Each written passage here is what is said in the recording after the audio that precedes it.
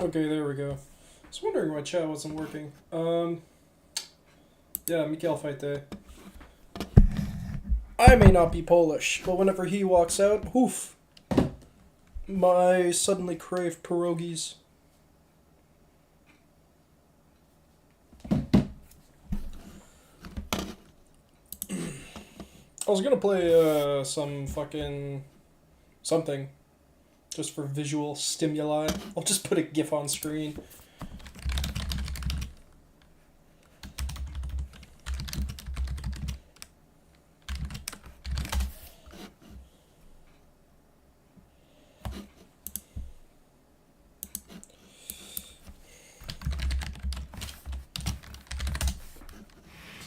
Maybe I'll just have a. Maybe I'll just have a Michal Shezhuk. Maybe I'll have a pierogi spinning infinitely. Alexa Sheshuk party. Michal! Let's go! Michal Alexa Sheshuk, my beloved. How doth he dance around the octagon, putting his appendages onto the supple bodies of his opponents, crumbling them under his Polish might. I'm not gay, but Michal looks a Shezhuk.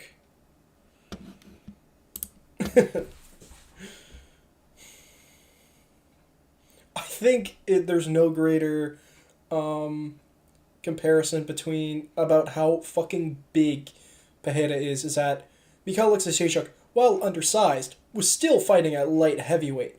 Pajeda was down at welterweight, and he makes Alexa Shezhuk look small.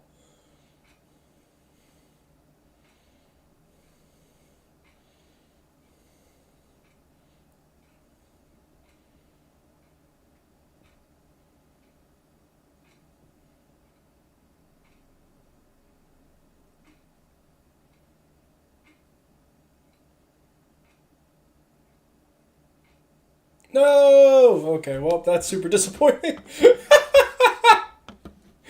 All that hype for Michal Shezhuk and he died. No! No! Not Michal Shezhuk. He has the funniest image on fucking his Wikipedia page. Great. And now we have to wait for fucking, I don't know. We gotta wait for 30 minutes of ads until the prelims start. Oh no, wait, we have another fight. Yakute Lama versus Philip Lins. Oh god. Dear, alright, well, we gotta change the stream now.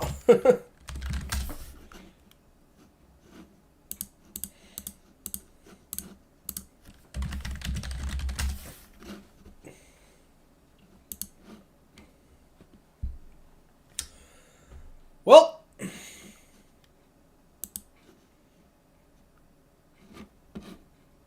BRB gonna go fucking die. No. Don't worry. There's other Polish powerhouses in the UFC.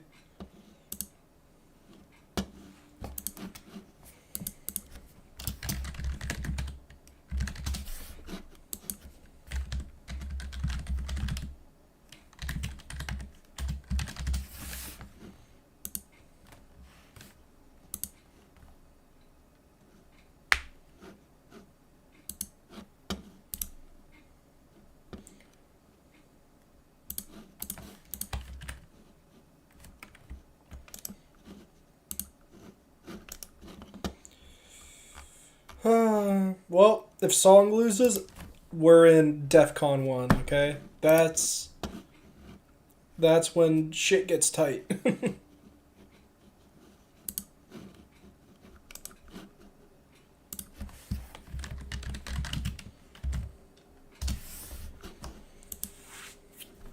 Take you, Miami!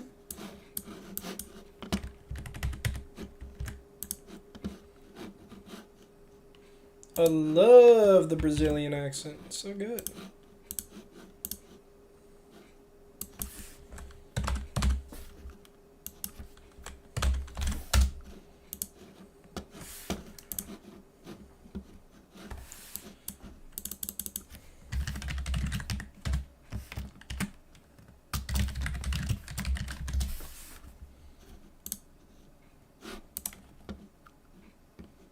Very, very focused here today.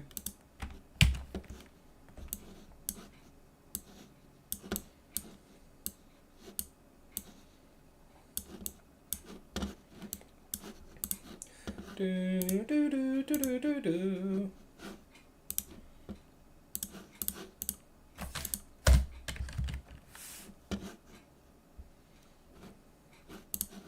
Oi!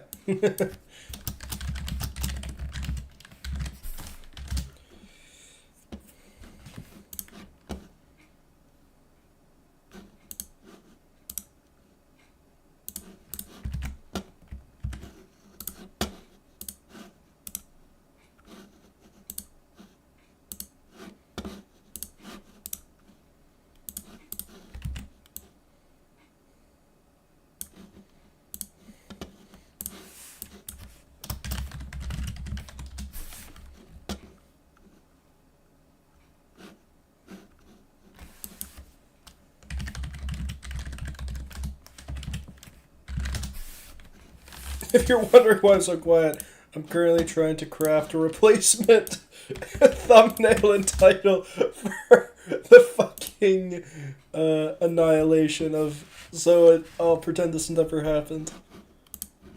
Michal Alexashchuk. Who? I don't know who Michal Alexashchuk is. What?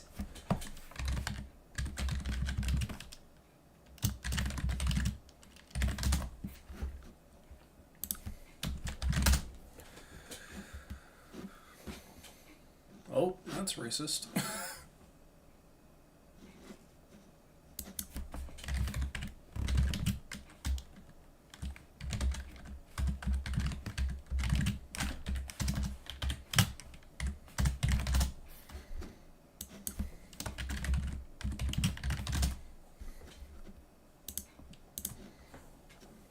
This is all super racist. Oh god. I tried to find a PNG hat, and they're not good. Oh no. Fuck it. We'll just... What's, good? I don't know. I'll just have the entire city in the corner.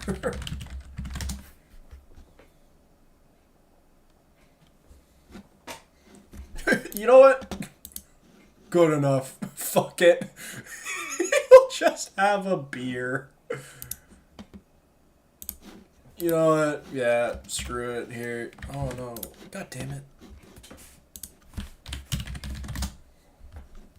I like how they're always trying to push Sean O'Malley as like this big superstar, you know, and you're watching the promo for his fights and it's like Julian Pie. And like it's fucking Eddie Wineland. He has like 2 good wins. Piotr Jan and Aljamain Sterling. He's fought. Just to go over, because I got started in the COVID era. Old ass Eddie Wineland washed as hell Thomas Almeida. Chinny, and now out of the UFC, Julian Paiva. I mean, who else did he fight? Andre Sukumtath, I think he fought, who is not good.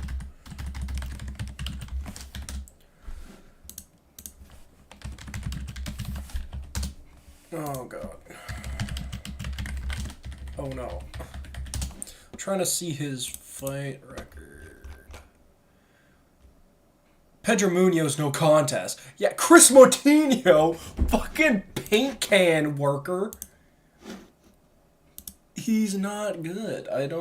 Well, he's good, but his competition's just not up to par. Piotr Jan fight was a good fight, you know? Yeah, I'll give him a beer. Here.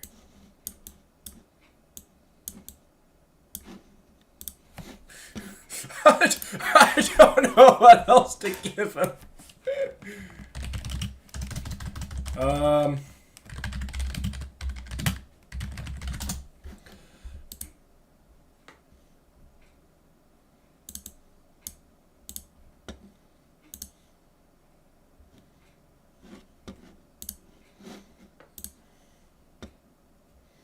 I don't know what else to.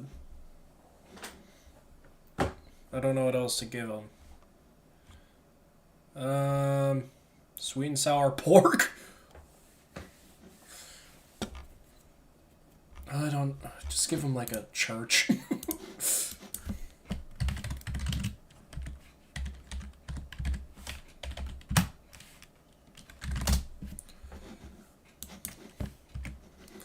Even then, the Aljamain Sterling fight is kind of, given the fact that it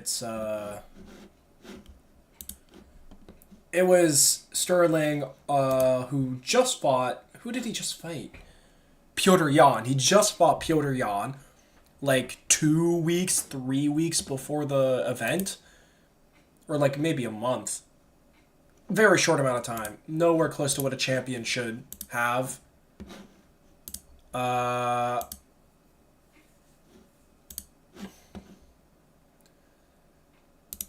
So he came in short notice, and even then, the KO. I mean, you know how I feel. If you want to never fight somebody again, then knock him out really early.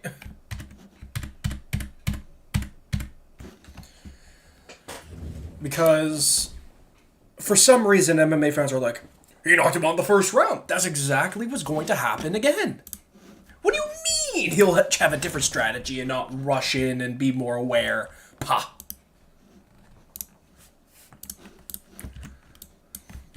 He's gonna be huge. I laugh, Joe Rogan. I laugh.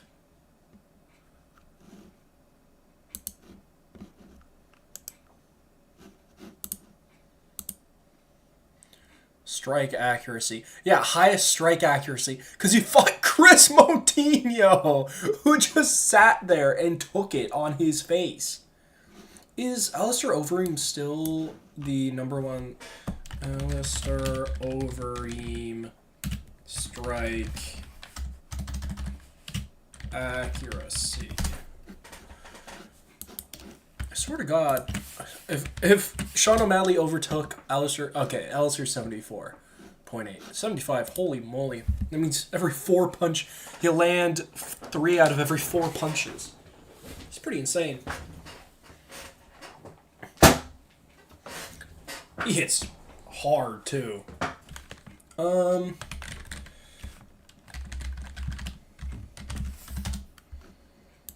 It has Joe Rogan. Jeez. Oh fuck. Let me go grab something. Give me a sec. My headset's dying. I need to switch over. Ah! Like my Ottawa Senators hat. It's nice, right? We love the Senators here. Love the Senators. I say as I support San Jose Sharks.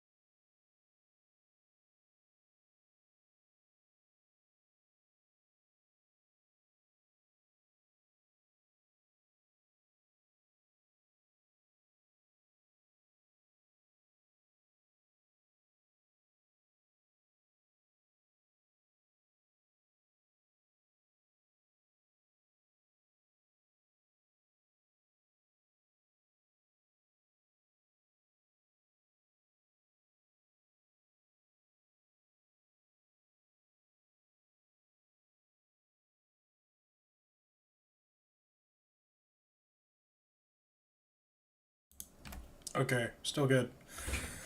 Yeah, I just swapped from my headset to my earbuds because it was dying. I forgot to charge it.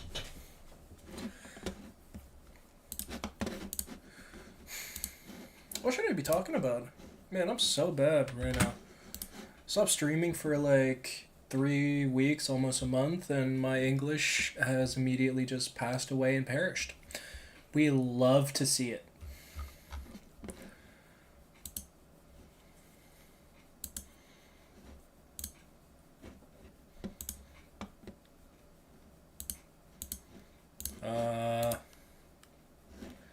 I don't know what else to look up.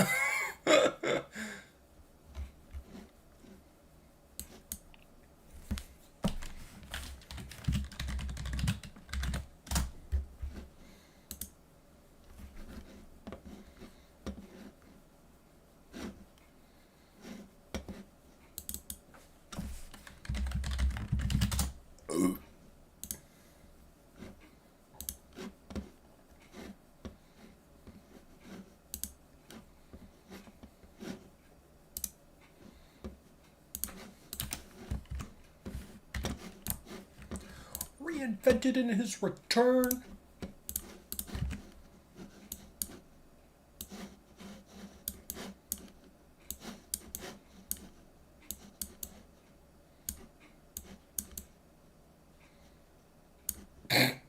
This is pretty good.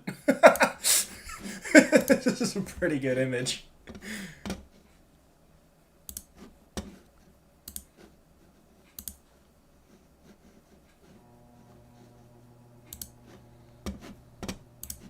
Nice. There we go.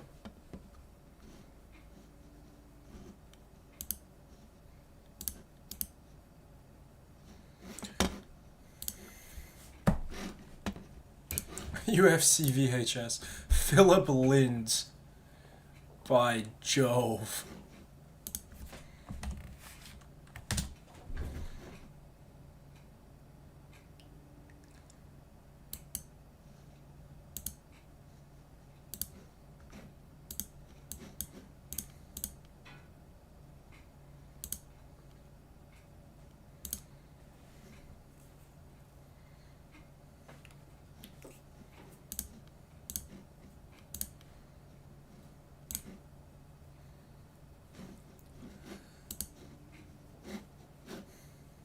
Andrei Arlovsky, jeez Louise.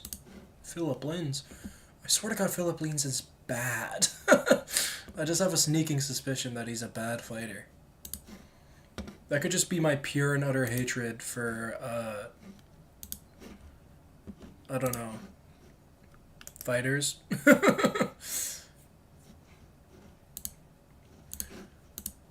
Not fighters. What am I saying? My pure and utter hatred for, light heavyweight. But hey, maybe I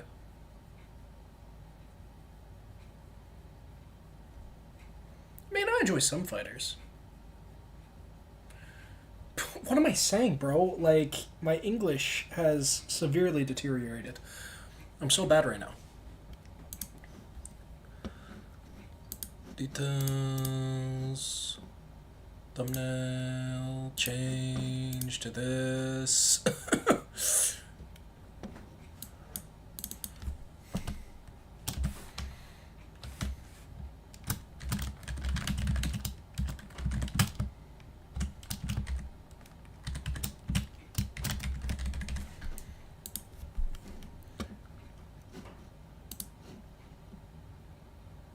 Alright, perfect. Now we have our real hero.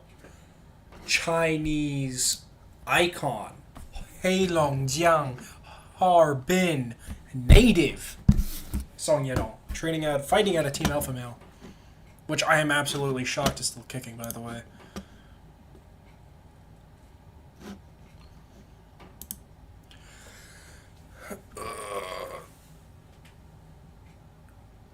And, I mean, you could see the semblance of old school Team Alpha Male and their current way of coaching with Song Yedong, with him just being a absolute monstrous anti-wrestler with jets on his hips because his sprawls are so fast, whilst having that big overhand.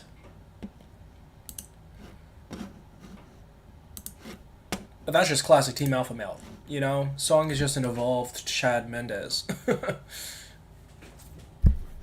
They're both juicy boys as well, and we love to see it. Alright. Do I just play Baldur's Gate 3? Nah, I won't.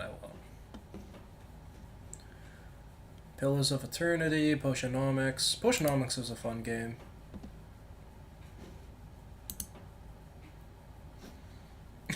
I like how they're talking about Ion Kutelaba tempering his emotions, whilst at the weigh-ins he was dressed in green and pretending to be the Hulk.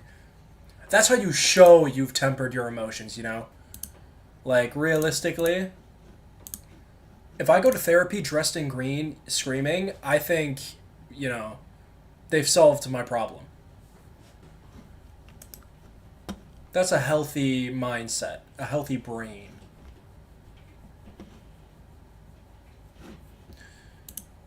If you dare say otherwise, say it to Ion Kutelaba, man. He's the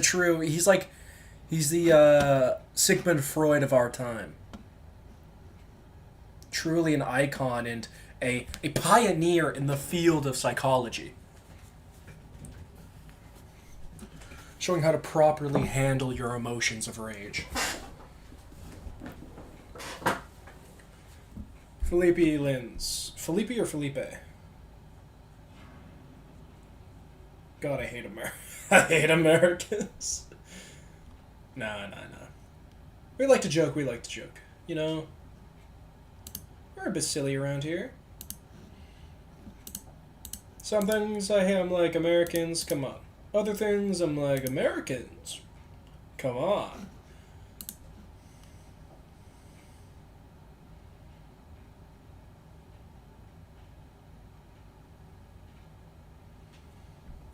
Eon is a very, very good entertainer, though. He is a very fun fighter to just watch, both outside of the ring and before. Similar to Cedric with his Shoulder! Tamalt! Or Tamar. You don't pronounce the T.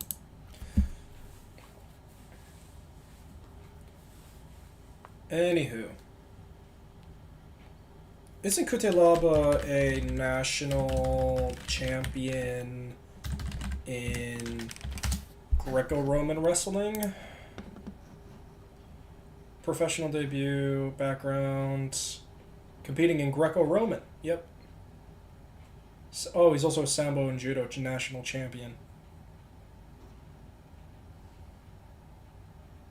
Oh, he finished first in the 90 kilogram category of the European Sambo Championships. Oh, that's good. Oh yeah, he just beat Tanner Bozer. He was on a 3-fight losing streak beforehand. He's fighting Felipe Lins. Oh! Oh, he lost to Tanner Bozer. Dear God, so he's not good.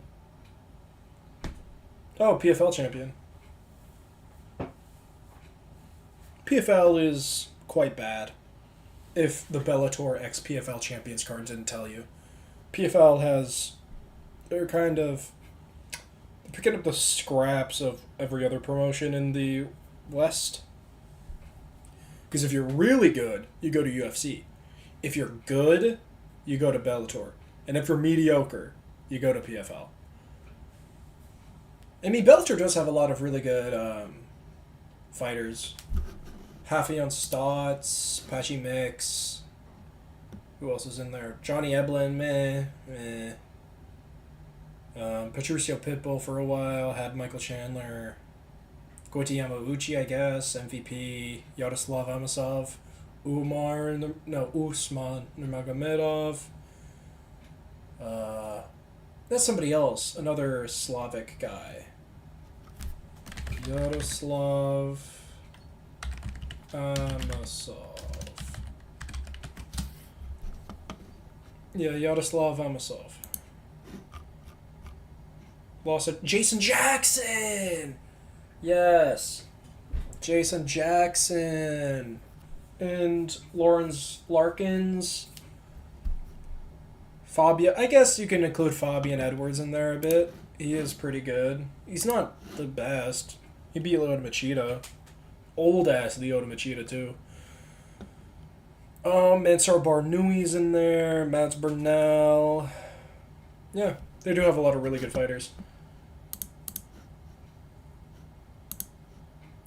Especially from the more, I would say from the more European. Yeah, they have a lot of really good European fighters, I will say. KSW has, like, is probably the best feeder organization. Current fighters, championship, KSW, notable fighters. Notable fighters from KSW. Roberto Soldic, Jan Blachowicz, Mateusz Gamrot, Brett Cooper. Is this Brett Cooper? Like, no. Brett Cooper is not Ray Cooper III. Who else is here? Holez Gracie Jr. Oh, Gustafsson. Oh, Gustafsson was a KSW fighter. Satoshi Ishii. What? Damn. James Irvin. What? Yusuke Kawaguchi. Mahmed Khalidov.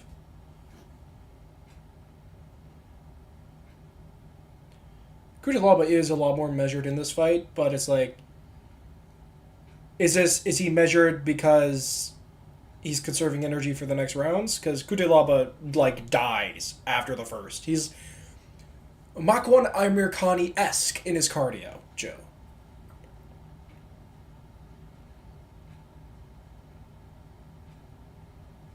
Well, yeah, Kujalaba is a Greco-Roman champion.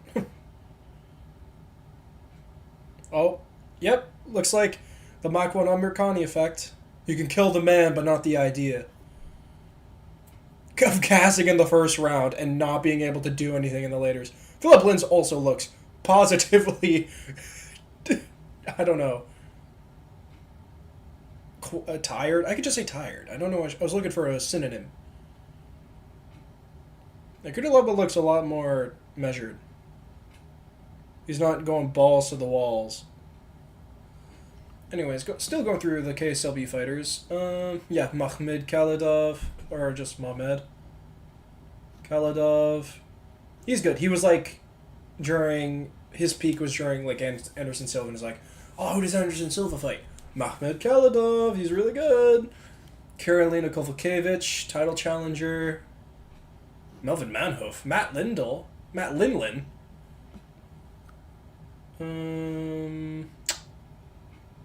Alexei Oleinik, great fighter. Very fun fighter, I'd say, yeah, despite him being ancient and also bad sometimes. He's just kind of like a meme fighter, you know?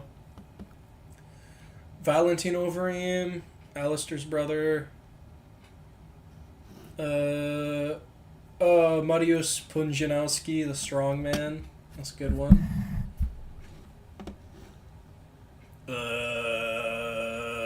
Bob Sapp, Thiago Silva, Sokaju, Paulo Thiago, Ollie Thompson, James Thompson. Wait, James Thompson? Okay. And then they currently have the bowling ball, Rebecca.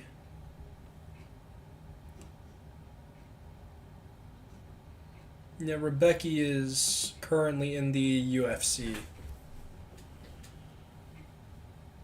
Ariana Lipski? Oh wow, she's a KSW fighter. That's cool. Yeah, Mateusz Gamrot.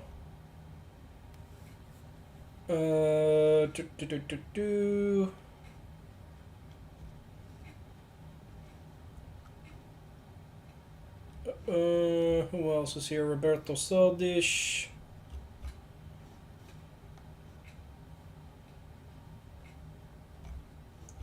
Well, Stricus Duplessis was also a KSW champion.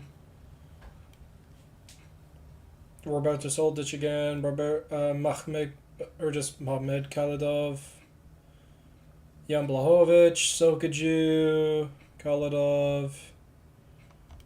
Yeah, they have a lot of real good fighters.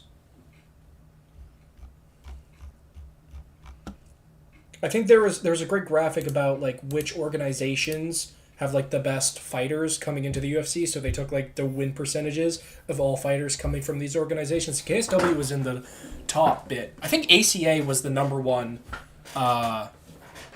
org for feeders, or the org that had the best talent coming into the UFC, which they also had, I think, the least amount.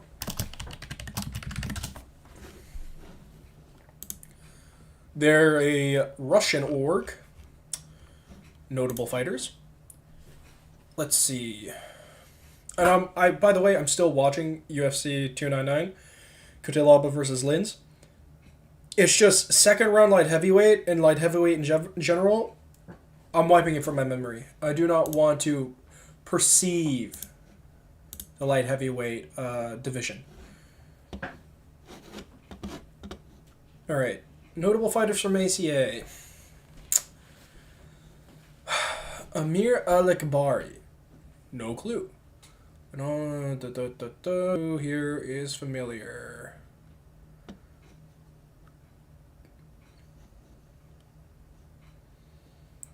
Dan Charles. Joaquin Christensen. Light heavyweight division of the Ultimate Fighter. Ultimate Fighting. Oh, Christos Gagos. Christos Gagos. Bubba Jenkins. His name sounds familiar. Mohamed Khalidov. He's back. Artem Lobov. Zabit Magomed Sharipov. Takeya Mizugaki. Who else? Fabio Silva. Thiago Silva? Huh. I wouldn't expect that. Thiago Tavares. That's not Brad Tavares. Pyotr Yan was an ACA. Oh, and Magomed Magomedov. He's an ACA guy. Oh, they have kickboxing events too. That's cool. Championship history. Albert Durayev.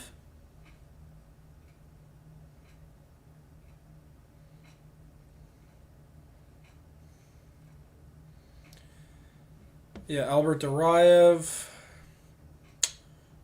Who else is here? Ali Bagov. Zabit Magomed Sharipov. Yorian. Magomed Magomedov. Askar Askarov. Yeah. I'm gonna see. Best org, most successful organization in the UFC.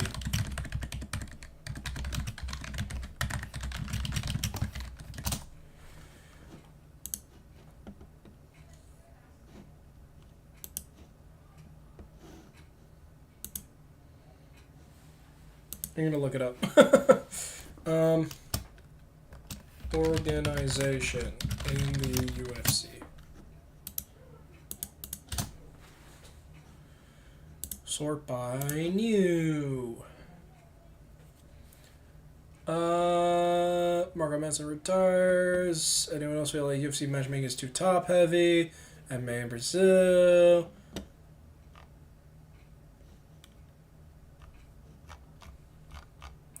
Is there like a data subtext or something? Maybe this guy has produced multiple graphics. Nope. Okay. Fuck.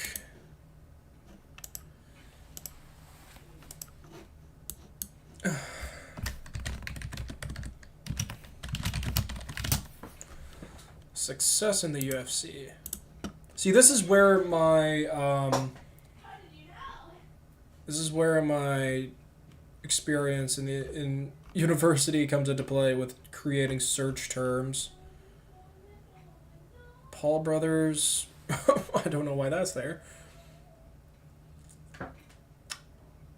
Well, every Ultimate Fighter season, weekly, blah blah blah blah. Best organization in the UFC, because if I just put best organization, it's going to give me Bellator, and I'd rather die than see their product ever again. PFL, Marco Manson retires, 2 top heavy, order, blah blah blah, blah blah blah. Philip Lins is so bad. They're both. I mean, at least Ion Kutelaba.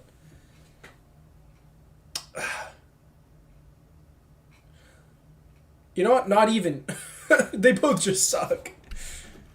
John Jones, 24, ACA champion. Says UFC doesn't want to sign him. Claim it's up to Sean Shelby to make it happen. Yeah, I think ACA is the most successful org.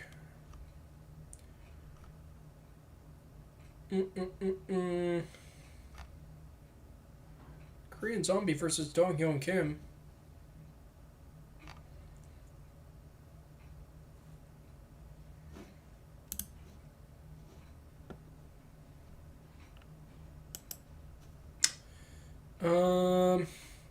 Pink Solo Skill, Fighters with the best resume. Yeah, this graphic doesn't exist. I'm just gonna look up data and see if it'll come up.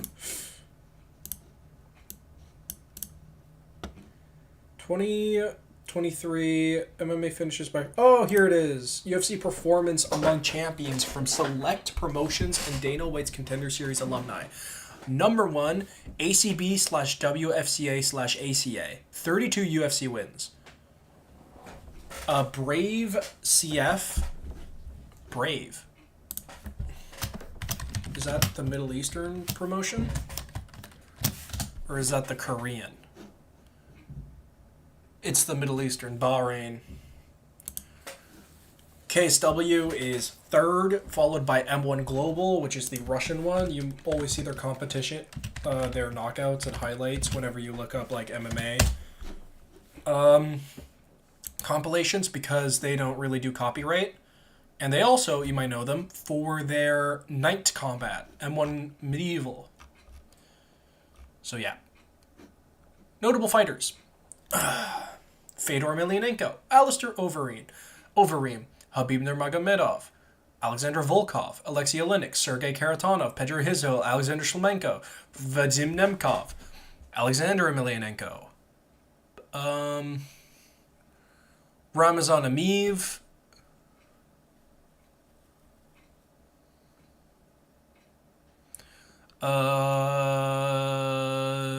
Satoshi Ishii, Rustam Kala, I don't know who that is. Who else? Cody McKenzie. Sokaju. Oh. Who's Chris Kalidas?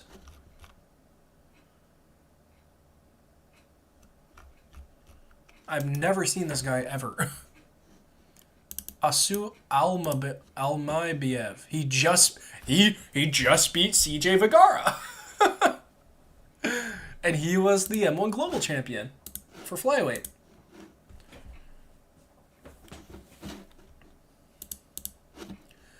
Movsar Evloev, Sergey Morozov, Nate Landwehr. What? Nate Landwehr was their featherweight champion?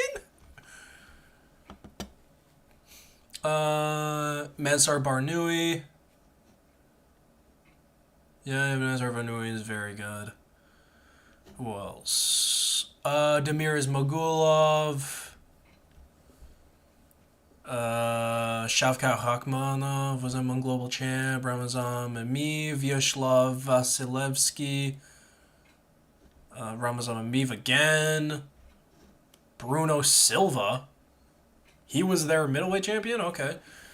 Viktor Nemkov. Not... Oh, he's the older brother of Vadim. That's sick. I didn't even know if Zim had a brother.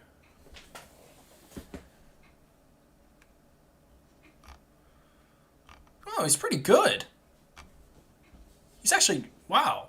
Oh, lost to Carl Albrechtsson, who's very mid. Marcin Tybura, Volkov. Yeah, they have a bunch of really good fighters from M1 Global. Next, Dana White Contender Series Season 6. I do think that the Dana White Contender Series fighters are kind of skewed because they do feed them... It's weird because they do kind of lay up guys they like, and then they also fuck over some of them because they're like, hey, we need you to show up last minute to potentially, we need you to show up last minute to fill in because this guy dropped out. Can you do it? And Dana White Contender Series guys are just like, hey, man, whatever pays the bills.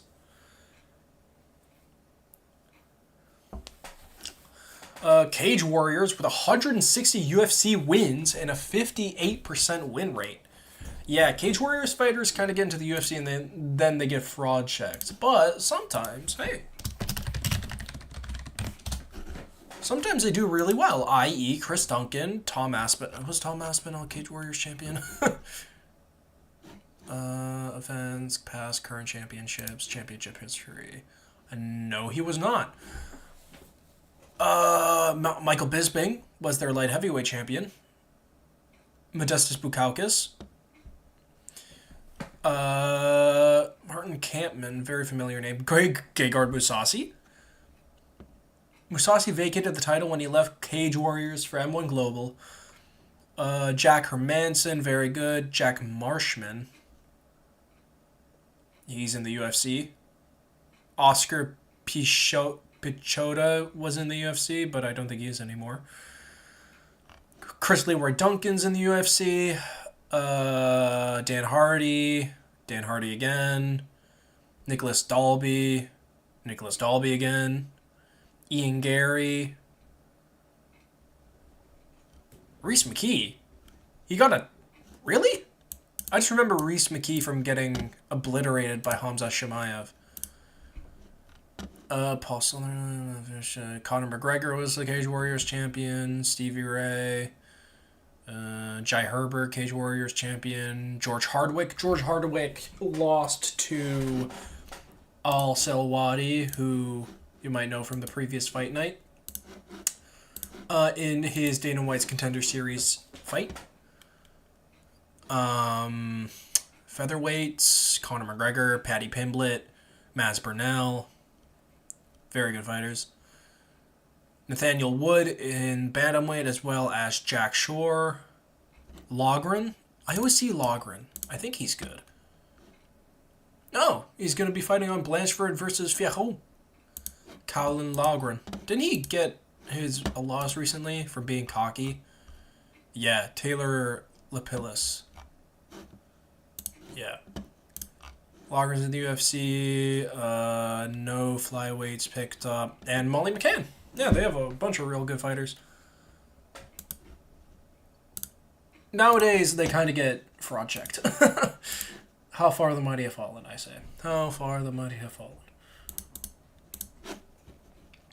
Dana White's Contender Series Season 5 is after. CFFA. CFFA? What's that? Cage Fury. A lot of Cage Fury guys get called in last minute. Same with LFA, which is directly under.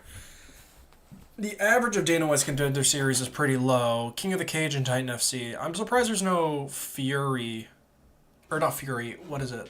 It's not Brave. What's the Korean org? Korean MMA org. Road. Yeah, Road FC. I'm surprised with no Road FC fighters. Okay, well, actually, looking at some of their fighters, yeah, I understand. List of notable Road FC fighters. Mighty Mo. Really?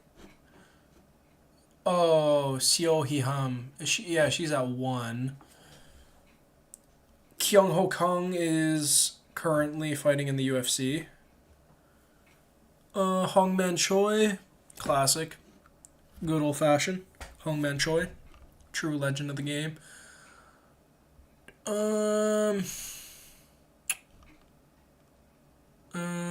Gabby Garcia, Marcus Brimage, Jin Frey.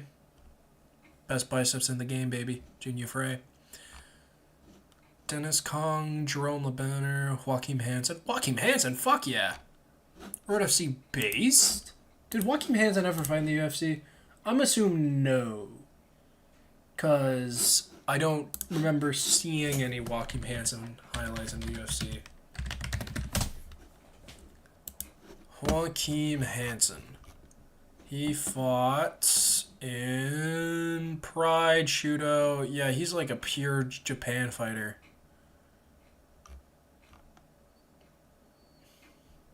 Yeah, he's only fought in Japan, actually, and South Korea, and Sweden.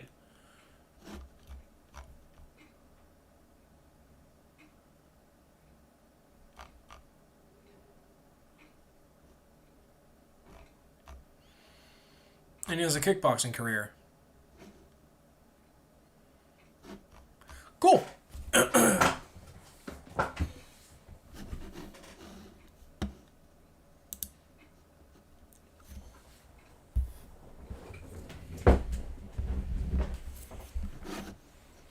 Alright, what's on the prelims?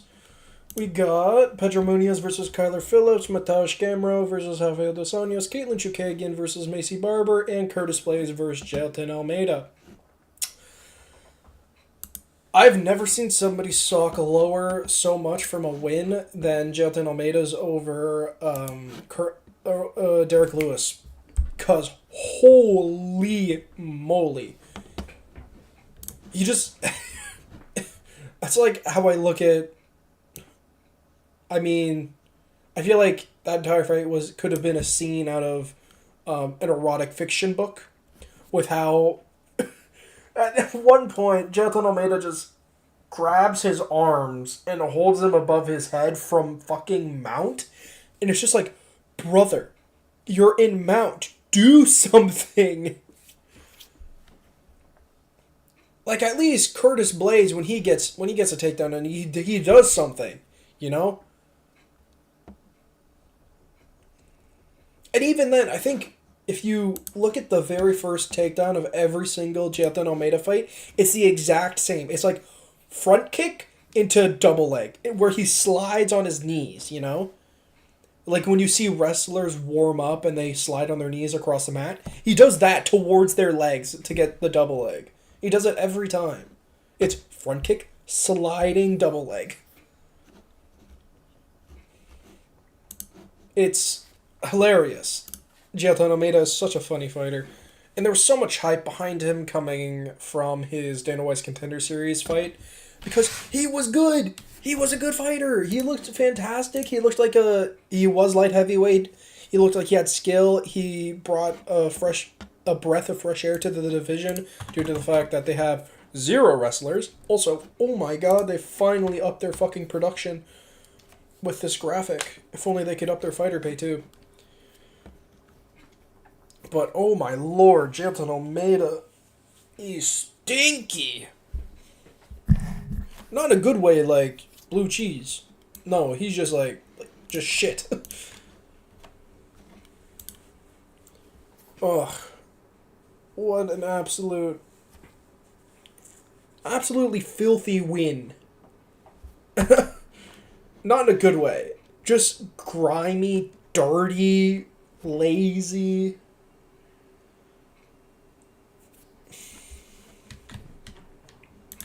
Such a bad win.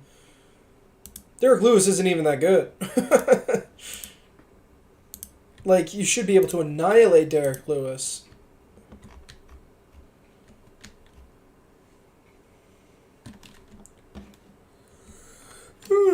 I like how they're using the Chris Moutinho fight as a highlight. And the Julian Paiva one. Julian Paiva, he's okay. It's just such a lack of competition with Sean O'Malley, you know? At least Conor McGregor. Conor McGregor had to fight Chad Mendes, you know?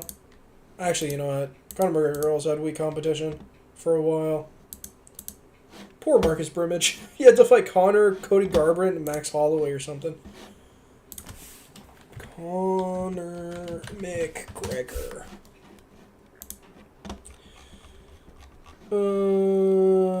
Mixed martial arts career. Yeah, like, I mean, he beat Holloway, who at the time nobody really knew because he debuted here. Diego Brandao, then he beat Poirier, Dennis Seaver, Chad Mendes, Jose Aldo. I mean, Brandao, Poirier, Seaver, Mendes is a pretty good run. I mean, the Seaver one, getting a title shot off of Seaver is yikes. But Chad Mendes proved that he could hang, then knocked out Aldo, lost to Nate, beat Eddie Alvarez, lost to Habib, beat Cerrone, then 2 losses to Poirier.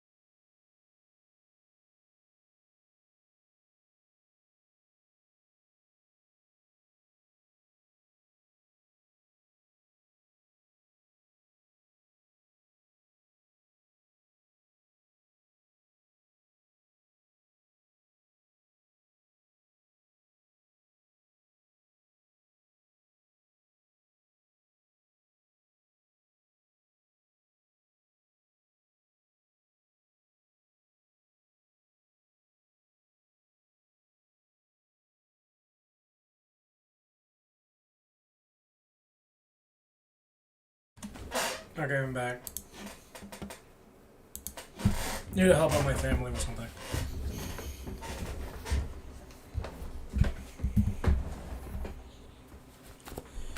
Okay. I forgot what I was talking about.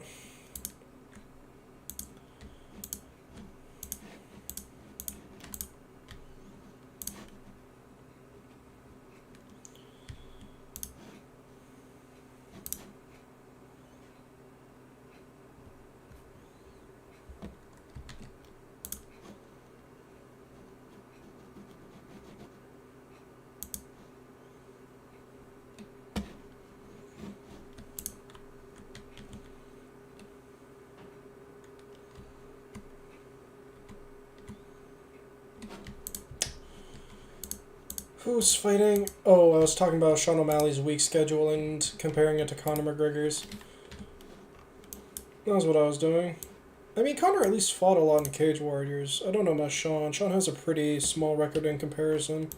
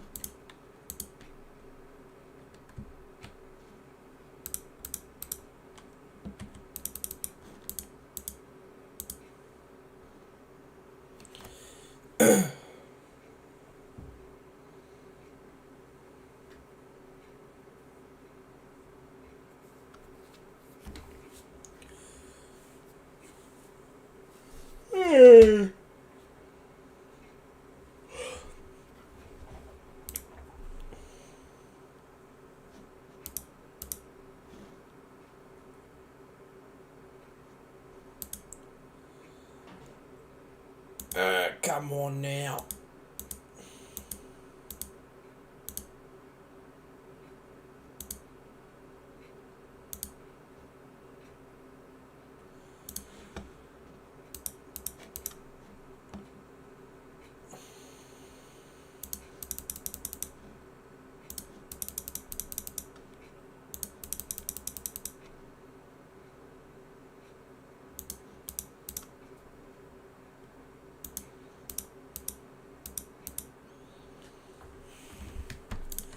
Oh, basketball. See, my issue with basketball is that this is probably because of gym class and the fact that they upholster rules and you can't be as physical in it.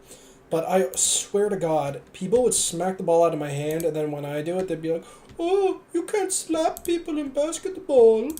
Like, motherfucker, did you not see him just like assault me 2 seconds beforehand? And you're gonna punish me? Brother. He might as well have thrown a punch.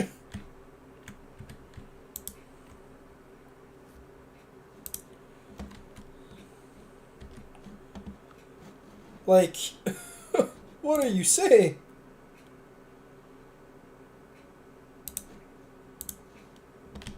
Kyler Phillips time. You may know Kyler Phillips from head kicking Song Yadong. So like his shin clattered off of his skull. He went through with it, and Song just shrugged it off and then lost a majority decision.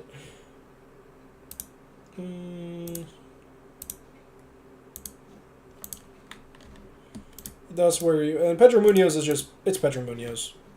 He's a good fighter, you know?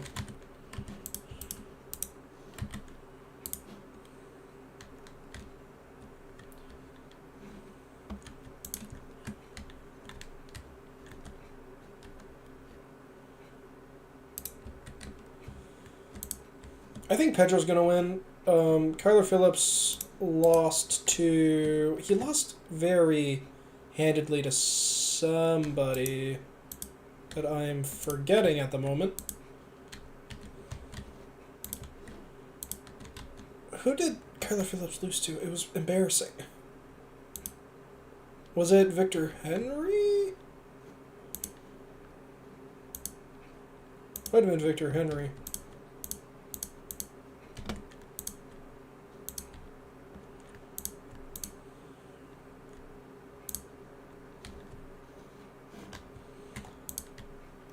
Alright, cool. Bantamweight. An actually good division.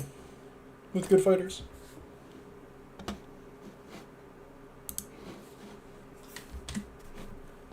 Sir, are you ready? Sir, are you ready? Fight!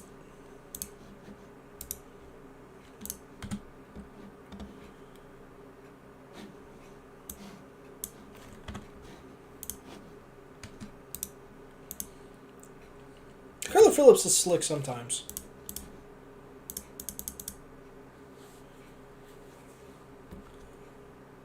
Pedro is just... It's Pedro Munoz. Tough as nails. Very basic game of just...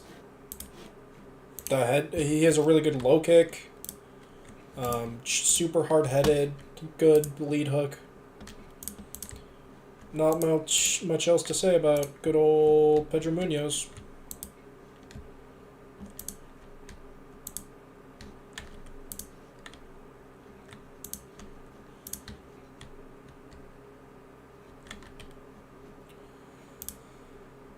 Yeah, he's also a pretty good grappler. He has a great guillotine. One that would make Dustin Poirier proud. Capitalizes well off of mistakes, as you see. I would have expected Pedro to really hammer the leg kick and use that as a counter to the high kick that Phillips loves to throw. I mean, you get the benefit of bundling the motor, but they're also all their weight is also on one leg, so you can just smash their calf.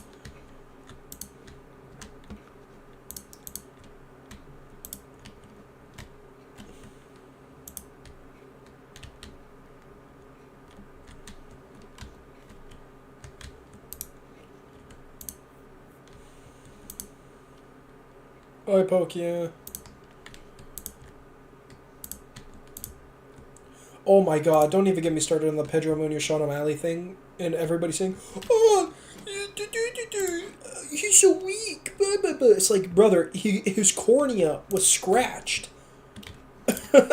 Like, it's not like it's Pedro Munoz. If it was just an eye poke, he would have kept on going. His cornea was scratched. That's a life-altering injury. But also so much lead leg movement that you can really just chop with the low kick. Yep, there's the lead hook. He's so good at it.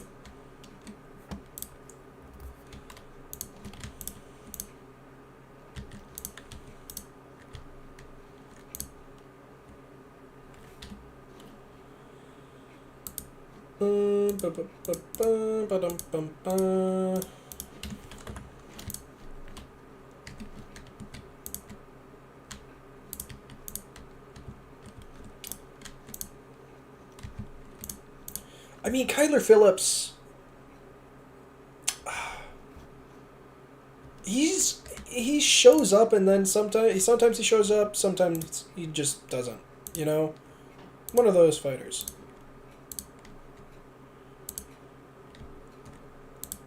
Was it? I'm gonna check. It's killing me. Who did Kyler Phillips lose to? Julian Paiva, and then I was like, oh, he's bad.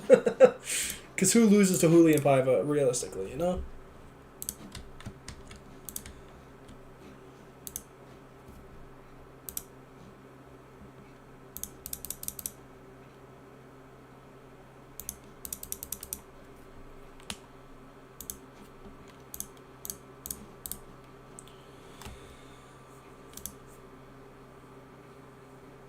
Yeah, Kyler Phillips is super slick, but that Julian Paiva fight is always in the back of my... It's like with Benoit Sanzani, where the Zaleski Dos Santos fight is also always in the back of my head.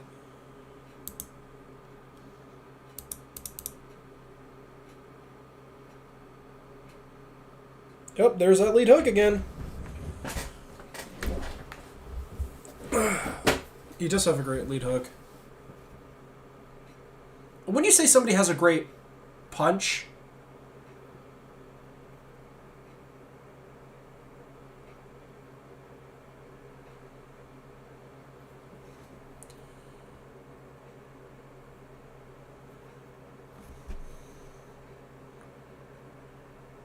Oh, yeah, that's an eye poke.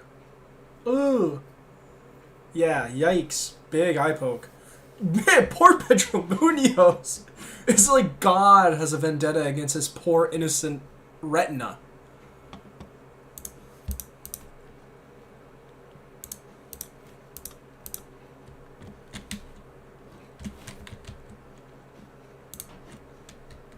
Poor, innocent cornea.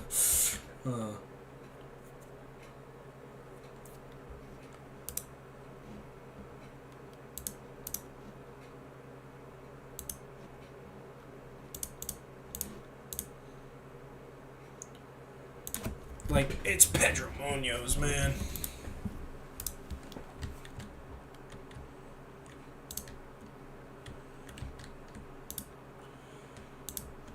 Kyler Phillips is super slick, and he's really piecing every facet of mixed martial arts striking into one. Really good usage of the kicks. I just don't know if it's sustainable. You know, big cardio.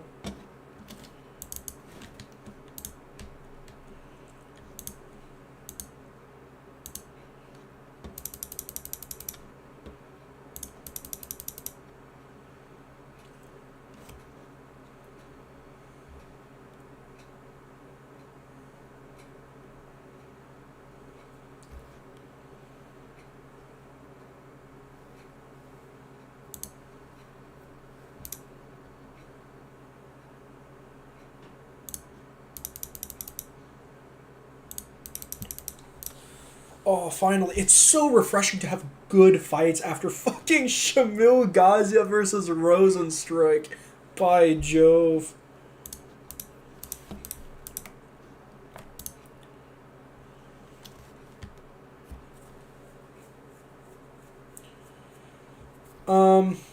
Munoz might come on strong. I think he's kind of old, though. He's an old man.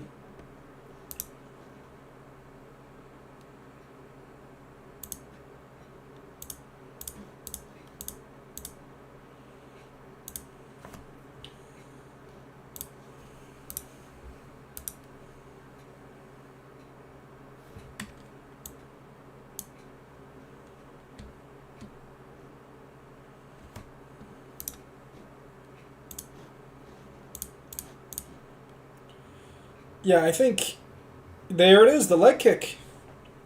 I mean, if you're fighting a great kicker, kick with him.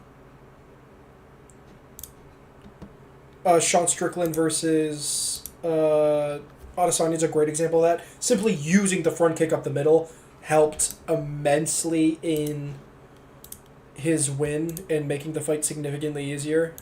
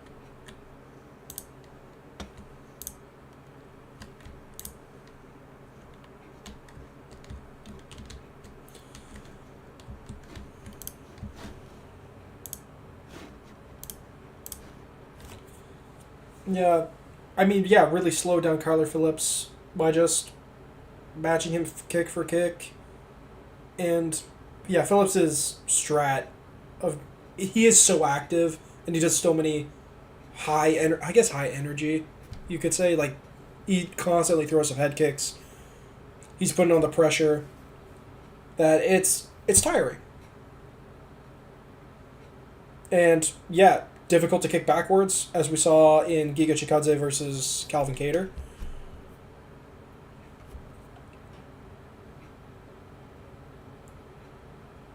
Phillips is looking actually very tired.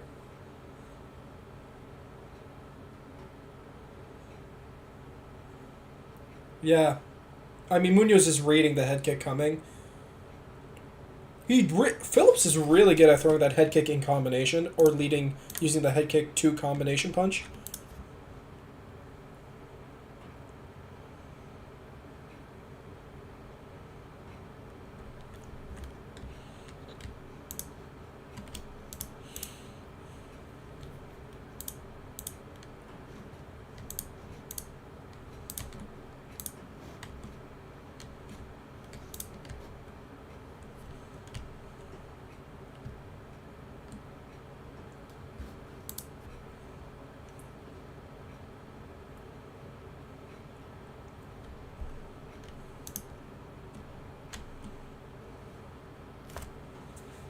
When he was having difficulty getting into punching range, it's looking like. Munoz is if you took. Munoz is like Jose Aldo light.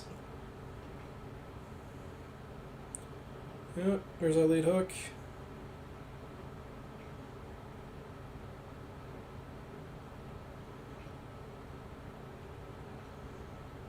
I think Munoz really needs to. There it is. Yeah. Get the jab going.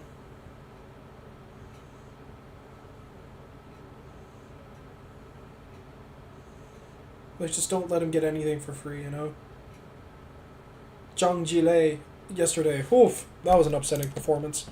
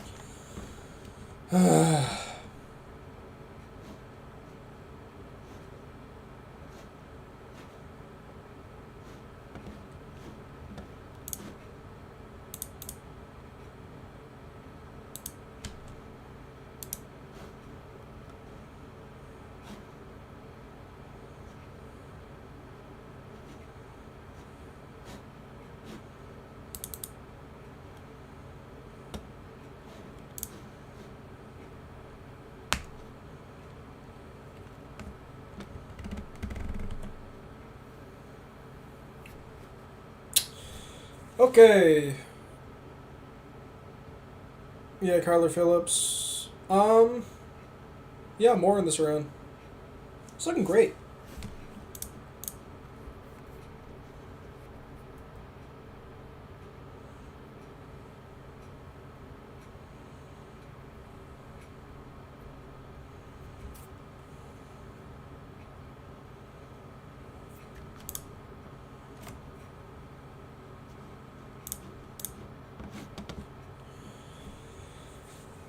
Yeah, I think. I mean, what's Moody's path to victory here? I mean, last round, try and get Phillips to trade, back and corral him to the fence, and then just go for it. Maybe go for guillotine on the Duckins. Maybe. That's a bit much to ask for, though, especially with somebody who's sane. They won't fall for that.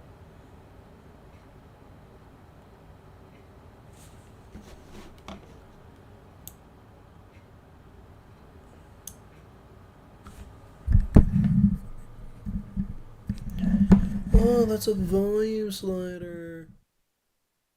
Oh. Alright, I'm putting it in the middle. There we go. I thought it was the gain. What is gain? Other than what I get in the gym. Hoorah!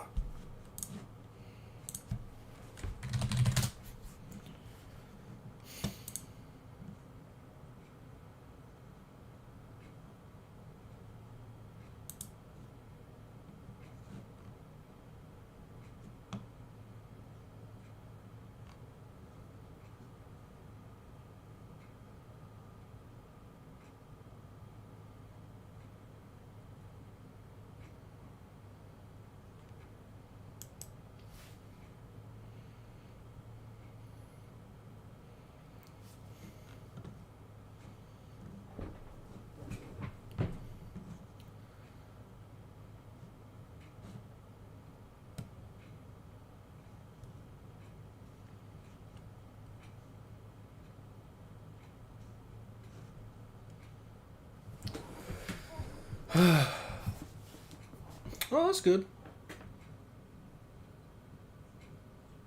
Yeah. It's always nice when a fighter ends combinations with a head kick. It's unexpected.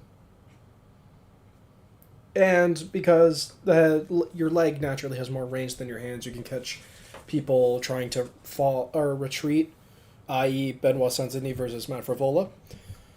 That was less a head kick off of the combination and more just a head kick off a break.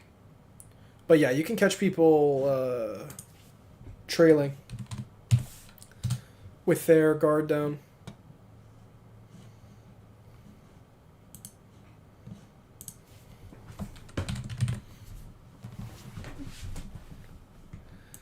Do, do, do, do, do.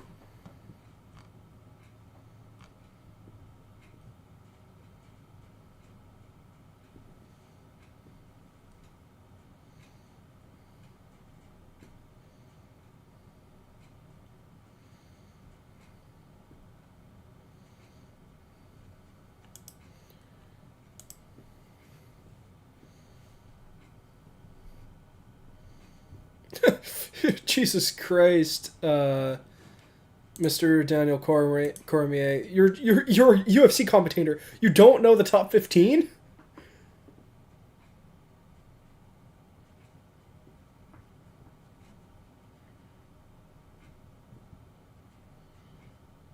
Like, how do you not know Mario Bautista? He had a banger performance against Ricky Simone.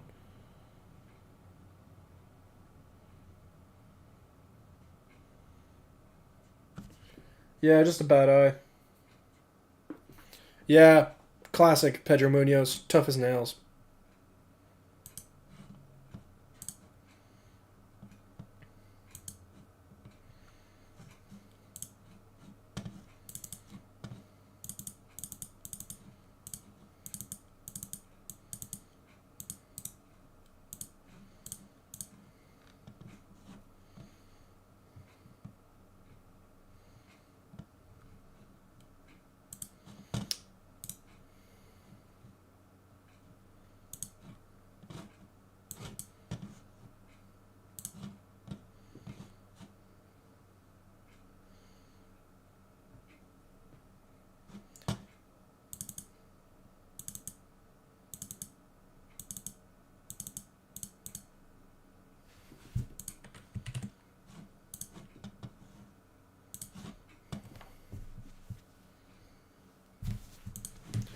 Cool.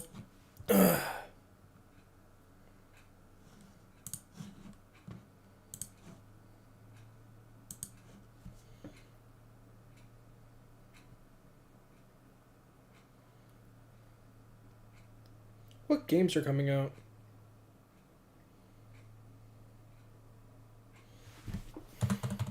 It's so difficult to just generate conversation off the top of your head.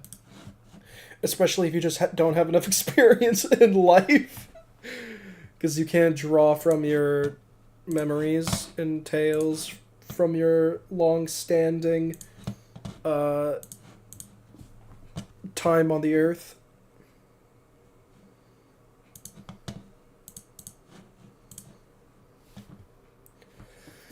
30-27, Kyler Phillips. If it's a split, we riot. Okay. Yeah.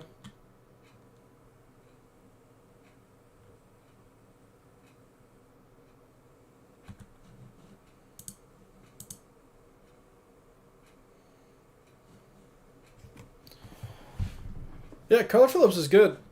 Still can't believe he lost to Julian Paiva. After his monstrous performance against Song. I definitely think nowadays, I mean, Song just evolves so well between fights.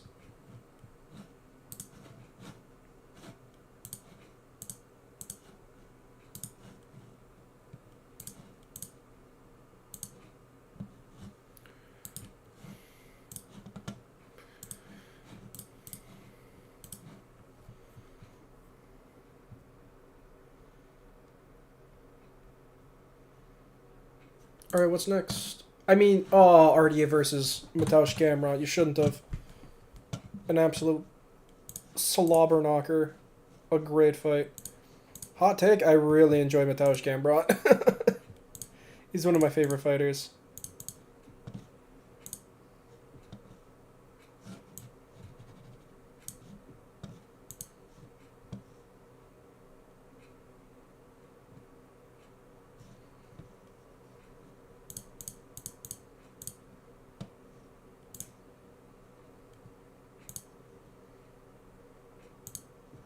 Yeah, RDA is the man. He has probably the best strength of schedule in the entirety of the UFC. He's insane.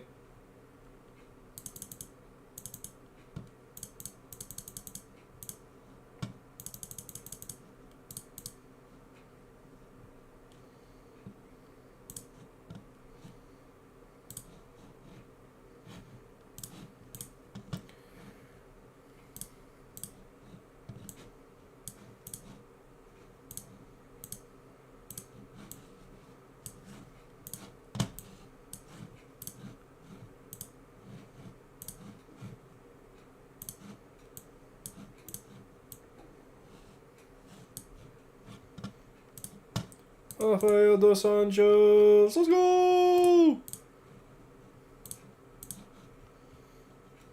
Truly one of the baddest men in the world. He does not care. He will fight any living thing on the universe. If the UFC called and they're like, hey RDA, look, we don't got a main event. We need you to come in and just fight a tiger, you know? We need the money, we need the draw of man versus animal. RDA would hang up the phone, start to weight cut to the Tiger's level and then get in that cage and then try and wrestle fuck and Muay Thai his ass to a decision win or a submission. That's what RDA would do. He would back the Tiger onto the fence and then try and double leg it. Like, RDA, you know what you get from RDA, you know?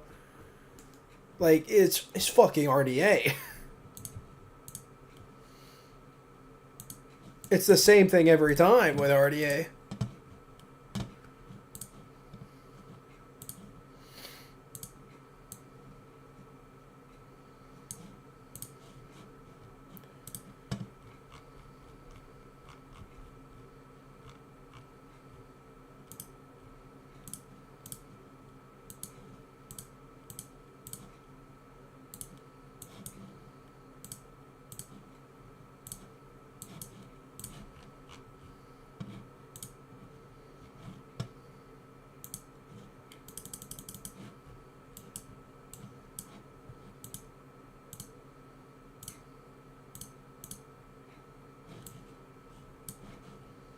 Unbreakable, unstoppable history.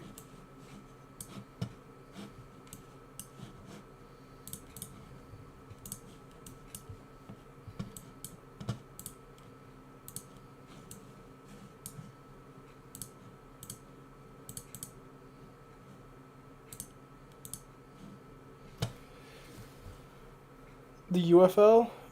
Oh, it's NFL and the CFL. I like CFL. I mean, a little bit biased, but CFL is great. I hate American football, though. Just like as a sport. I hate it. It's same with basketball. It's just so much downtime, so many rules. Like soccer or football, European football, whatever you want to call it, is like, it's simple. You kick the ball with your foot. If your hands touch it, or if your arms touch it, then you're not allowed to touch it with your arms. You know, like it's not a hard game to understand. You kick it into the net. But there is that nuance, that added layer, you know, of like you could talk about the strategies. There are rules like, you know, fucking this and that, but you don't need to understand them to enjoy the sport. You know.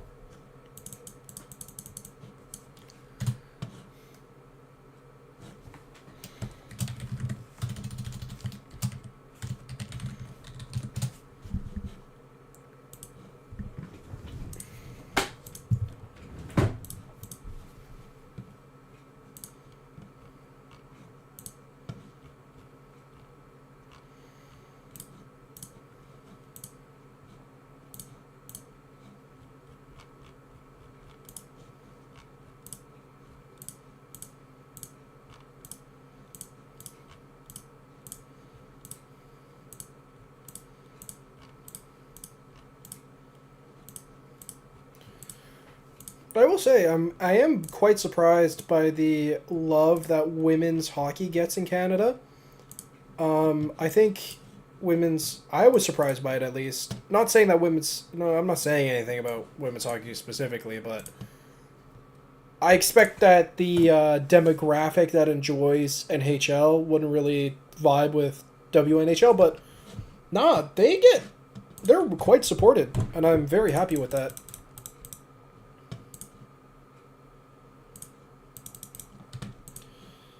I mean, hey, I love myself some hockey. Hockey as a sport, like, again, simple, you know? You got a stick, you hit the puck, you can only hit it with your stick. You try and get it in the net.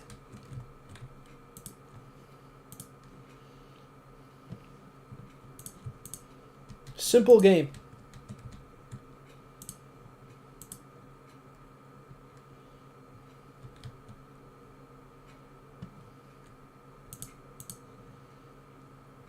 Rafael dos Anjos.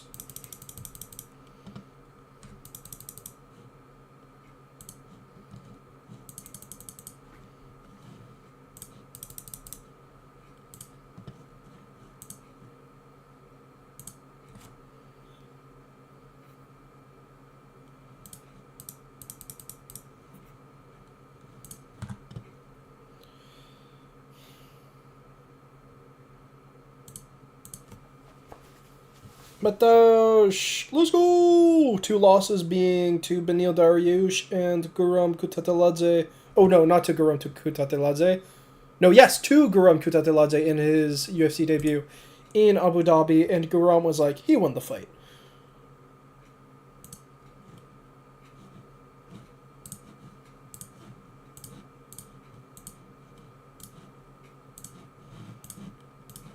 That was one of the first fights I saw, and I was like, wow, it's pretty fucking... MMA is pretty sick. Just high level.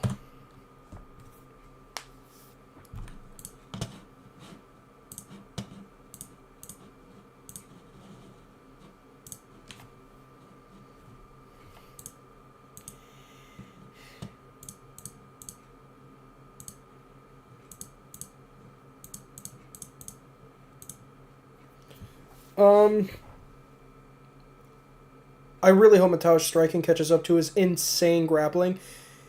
He's one of the very few or only high-level guys to go for the low ankle single, which Sakuraba did a lot back in the day. Like, the low ankle single, outside low ankle single is... It's good. It's a good takedown, because if you failed, you could just come up on a normal single leg. But the problem that Gamera keeps running into when going for this is that he'll dive in, he gets the low ankle single. He gets the low ankle single, and he then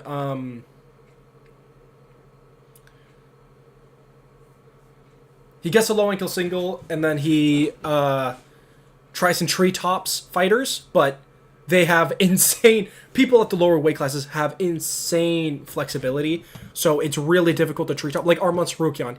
He gets Arman's foot, like, above his head, and Arman refuses to go down. Just insane balance. He did get clipped, though. Yeah, Gamero, he is... I mean, his nickname is Gamer. He games. He's got a dog in him. The Jalen Turner fight... The Armand fight, great examples of that.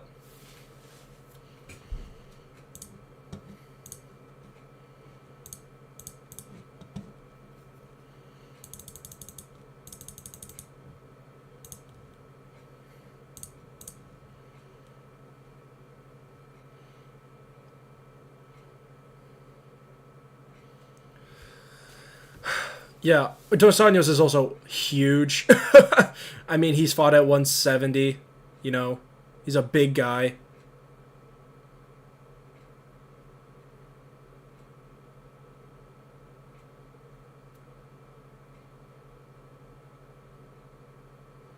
I mean, Mataush, he has a 1-2 from both stances. He switches stances a lot. He's just not... He's so limited as a striker.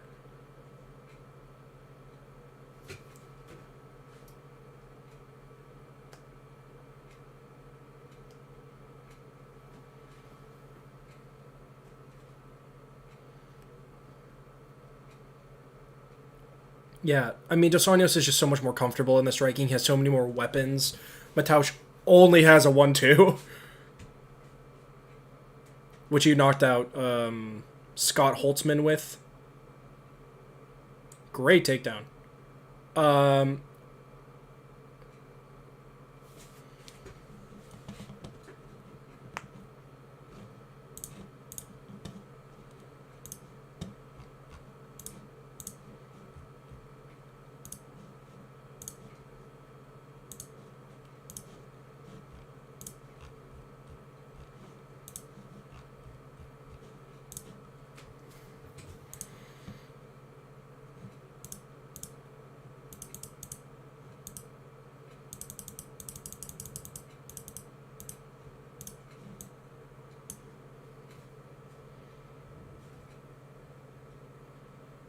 Yeah. Big problem with Mataush. He gets these takedowns and he doesn't do much with them. That's kind... Oh, passing to half guard. Don't know what he's working to... He always gets control, but he doesn't do much with it. He's kind of like the inverse of Khabib and Islam, where they get the takedown. Well, actually, Islam kind of. But they get the take... Like, Khabib gets the takedown. He's willing to give up position to annihilate you on the mat. Gamero refuses to give up position.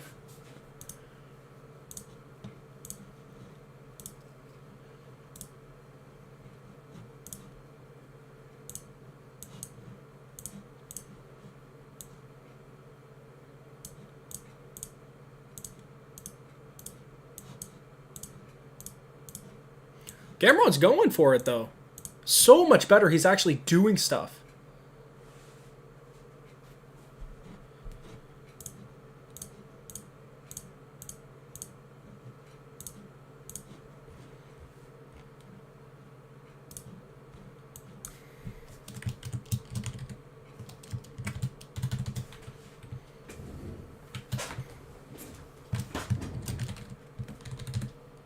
Yeah, great bounce back for Gamro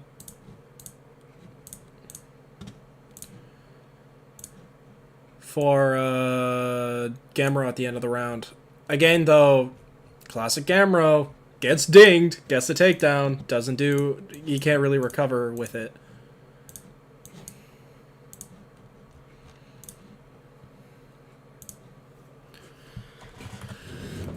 Does it every time.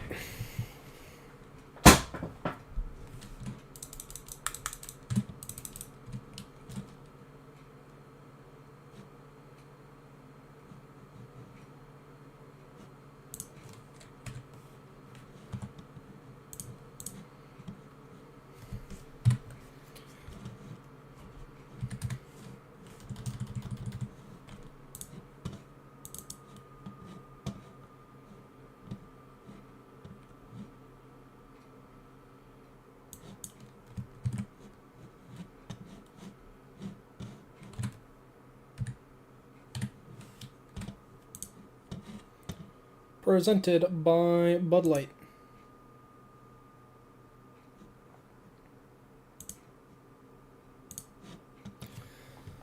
Okay. Yeah, don't try and guillotine RDA. That's just a bad decision.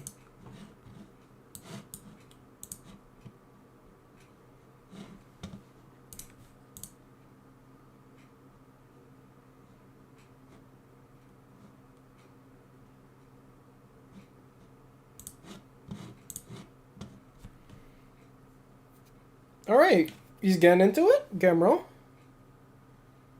Nice, into the single leg. Classic Gamro takedown. He's great at finishing it.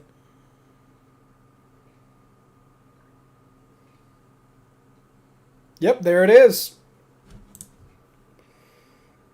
He's a demon at finishing the single leg.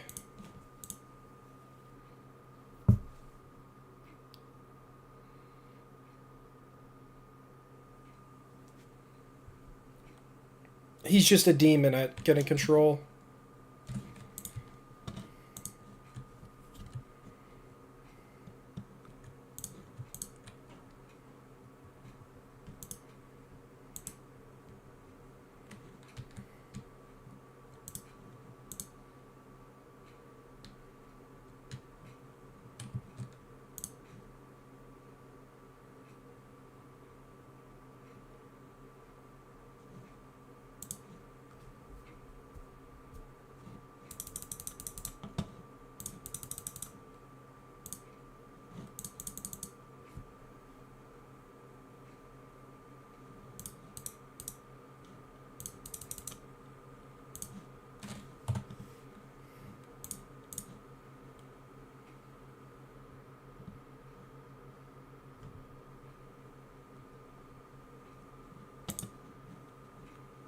Making a miss. That's good.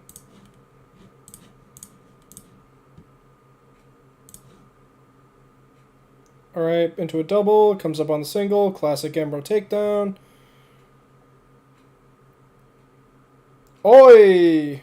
Good takedown. Or not, I guess not complete yet.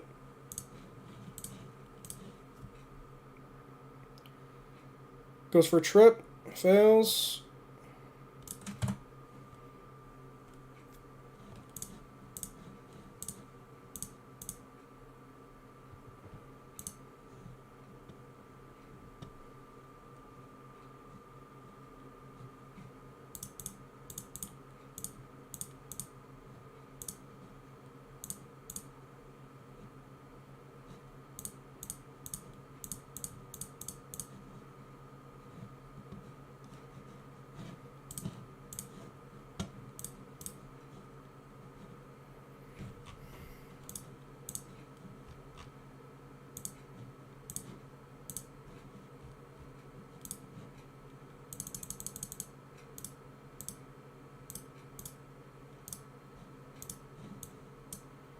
Nice. Into full guard too now. He can actually do something from there.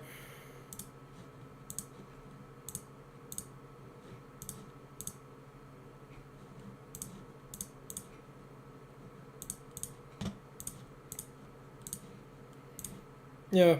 I'm definitely a lot more interested in Gamro fighting Habib or Islam than anyone else, just simply for the grappling exchanges.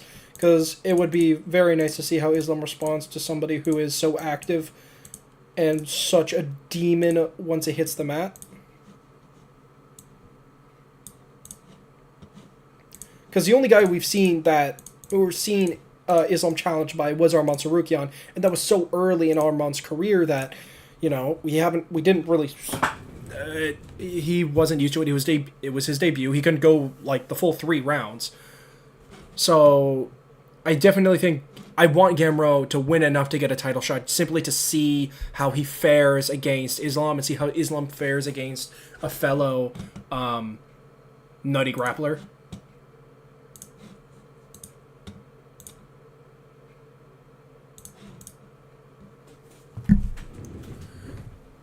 Oh, excuse me.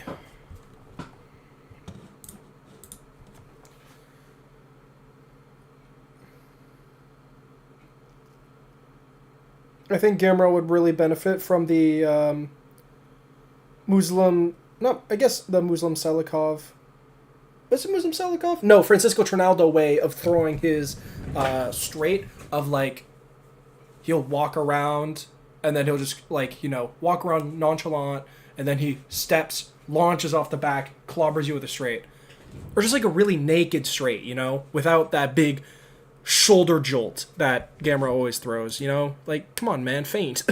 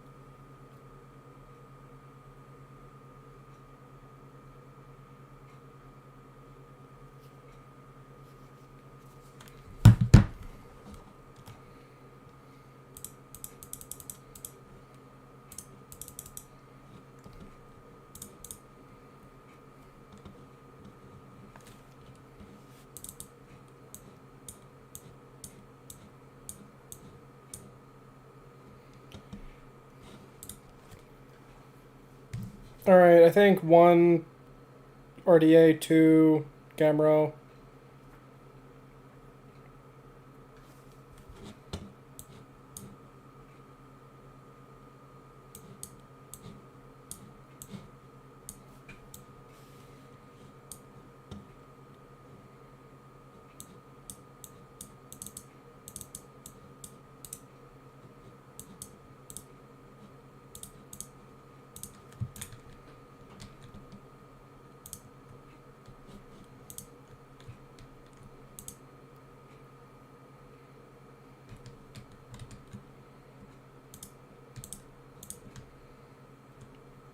Yeah, great escape from Dos Anjos.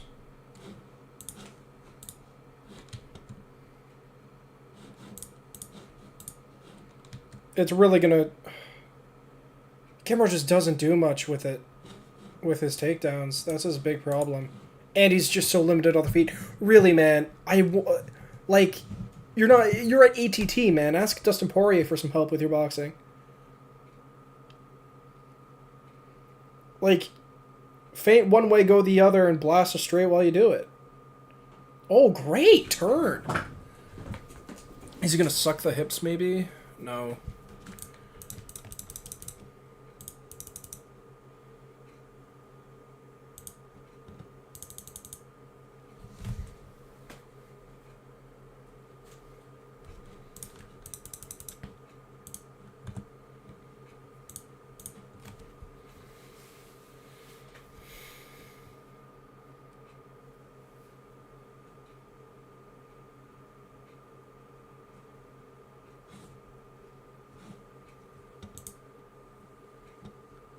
Man, it's just such a shame that Gamero has such limited striking. He'd be such a...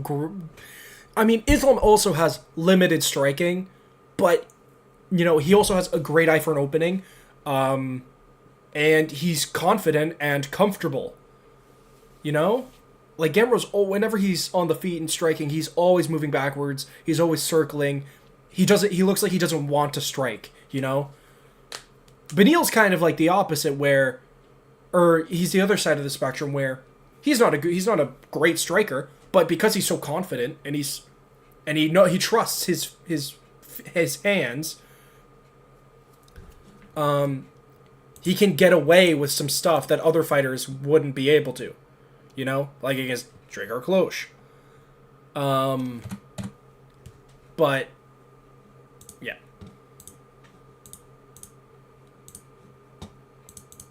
It is so nice to see high-level fighters fighting again.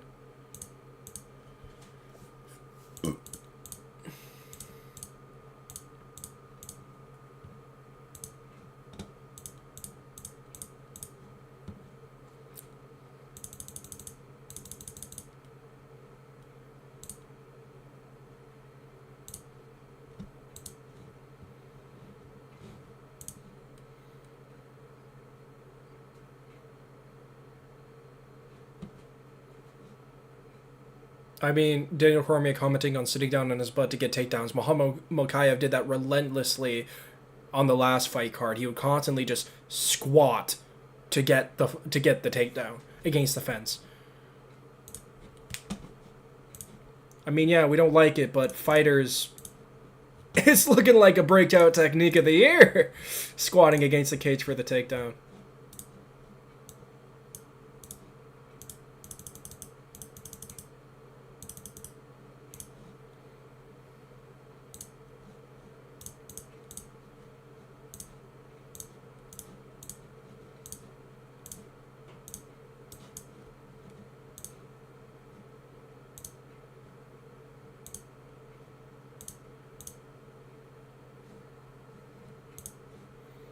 It might actually win him the round.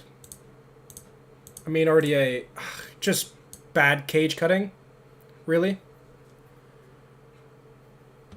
See, like that! You can see how his wrestling game can supplement his striking. If he just included feints. You know? It's just so upsetting because you know Gamero has the potential to be such a better fighter with his wrestling pedigree, and we've seen that he can knock people. He does, though. He has so much potential. It's even worse because you can watch him fight. You can realize that he has all of the elements to become an amazing fighter with